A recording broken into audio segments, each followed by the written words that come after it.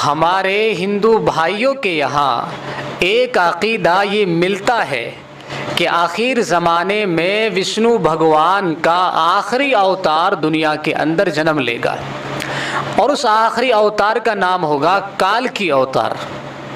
और ये दुनिया के अंदर कब जन्म लेगा? जब दुनिया के अंदर बहुत ज़्यादा बिगाड़ आ चुका होगा, फसाद का दौर होगा और जालिमों का जुल्म अपने उरूज पर होगा। तो जालिमों को सज़ा देने के लिए, फसादियों को ख़त्म करने के लिए और अमन को कायम करने के लिए वो आखिर ज़माने में जन्म लेगा और फिर दुनिया के अंदर जो है इंसानियत का बोलबाला होगा, अमन का क़याम होगा। ये चीज़ हमारे हिंदू भाइयों की जो मज़हबी किताबें हैं, जैसे कि वेद हैं और मज़हब की दूसरी बड़ी किताबें हैं, उनके अंदर ये अक़ीदा मौजूद है। और हमारे हिंदू भाई जो मज़हब से ताल्लुक़ रखते हैं या मज़हब की किताबें उन्होंने पढ़ी हैं, वो लोग इस आखिरी अवतार के इंतज़ार में भी हैं। लेकिन आपको ताज्जुब होगा, हैरत आपको उस वक्त होगी कि हमारे हिंदुस्तान के अंदर ही, जहाँ पर हिंदू समाज सबसे ज़्यादा तादाद में रहता है, इसी हिंदुस्तान के अंदर एक किताब लिखी जाती है जिसका नाम है काल की अवतार और मोहम्मद सल्लल्लाहु अलैहि वसल्लम। इस किताब को लिखने वाला एक हिंदू है, हिंदू समाज से है, और हिंदू भी ब्राह्मण समाज से, और एक पंडित है जो संस्कृत ज़बान जो है, जो जिस ज़बान के अंदर इनकी मज़हब की बड़ी बड़ी किताबें हैं, उस ज़बान को समझने वाला, उस ज़बान में महारत रखने वाला मुहक्किक है। उसने इस किताब को लिखा है और इस किताब के अंदर क्या साबित किया उसने? उस पंडित ने इस किताब के अंदर ये साबित किया है कि आखिर ज़माने में विष्णु भगवान का जो आखिरी अवतार दुनिया के अंदर जन्म लेगा, वो आखिरी अवतार मोहम्मद सल्लल्लाहु अलैहि वसल्लम ही है। क्योंकि हर एतबार से जो पेशीन गोई, जो पहचान, जो सिफ़ात हमारी मज़हब की किताबों के अंदर, वेदों के अंदर मौजूद है कल की अवतार के हवाले से, वो सारी की सारी चीज़ें मोहम्मद सल्लल्लाहु अलैहि वसल्लम पर ही सादिक़ आती हैं। और उनका नाम है वेद प्रकाश पंडित।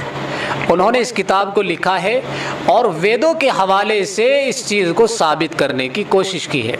यानी वेदों के उसके अंदर हवाले हैं, वेदों की इबारात हैं, और उनसे ये बात साबित की है कि मोहम्मद सल्लल्लाहु अलैहि वसल्लम ही काल की अवतार हैं। और अपने मज़हब के जो बड़े बड़े धर्मगुरु थे, जो मुस्तनद माने जाते हैं, तकरीबन 800 पंडितों के सामने इस किताब को पेश किया और उनको दिखलाया। उन्होंने इस किताब को पढ़ा, जांचा, परखा।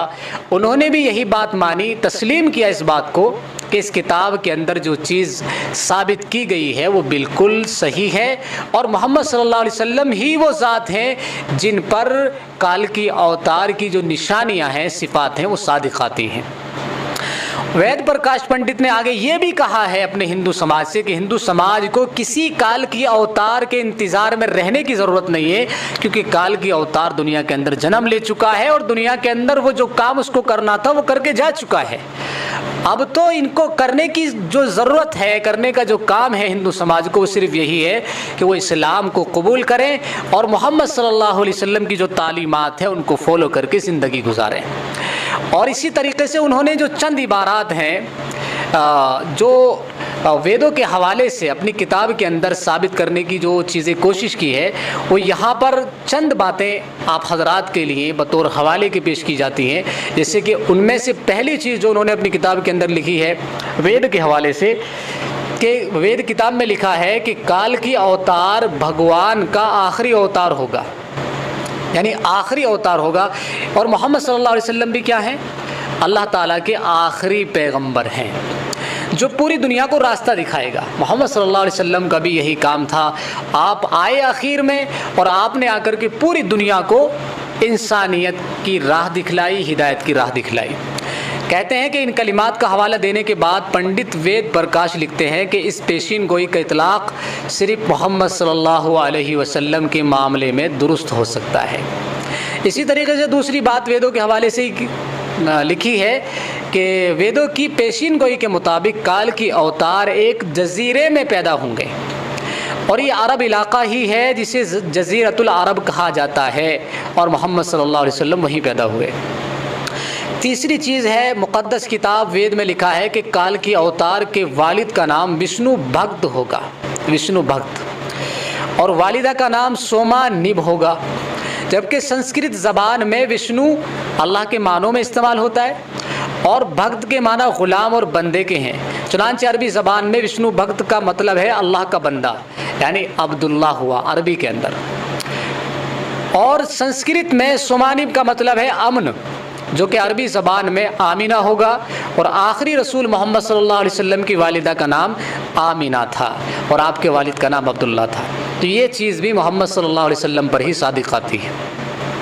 चौथी चीज़, वेद किताब के हवाले से लिखा है कि काल की अवतार जैतून और खजूर इस्तेमाल करेगा और वो अपने कौल व करार में सच्चा और दयानतदार होगा। और ये दोनों फल हुज़ूर सल्लल्लाहु अलैहि वसल्लम को मरगूब थे, आप इनको बहुत पसंदीदगी के साथ इस्तेमाल करते थे। जबकि आप सच्चाई और दयानतदारी में तो इस हद तक मारूफ थे कि मक्के में मोहम्मद सल्लल्लाहु अलैहि वसल्लम के लिए सादिक़ और अमीन के लक़ब इस्तेमाल किए जाते थे।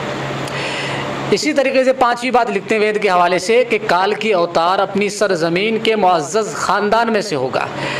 और ये भी मोहम्मद सल्लल्लाहु अलैहि वसल्लम के बारे में सच साबित होता है कि आप कुरैश के मुअज़्ज़ज़ कबीले में से थे, जिसकी पूरी अरब में इज़्ज़त और शाम और इराक़ में पहचान थी।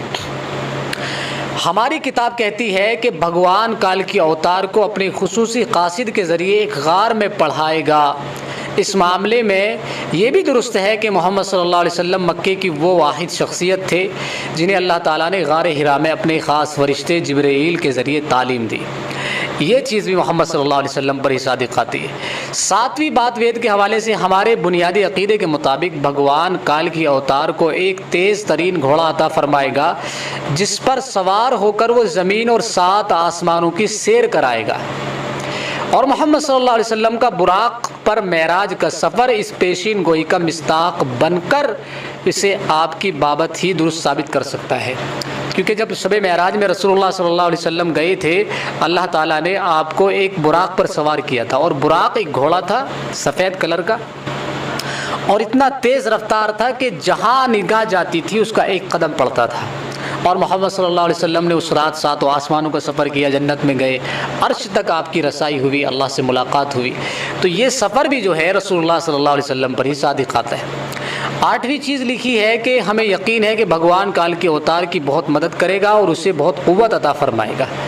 और ये मोहम्मद सल्लल्लाहु अलैहि वसल्लम पर ही सादिक़ आती है कि जंग बदर में अल्लाह ने मोहम्मद सल्लल्लाहु अलैहि वसल्लम की फ़रिश्तों के ज़रिए मदद फरमाई कि आप 313 की तादाद में थे और मुशरिकीन मक्का 1000 की तादाद में थे।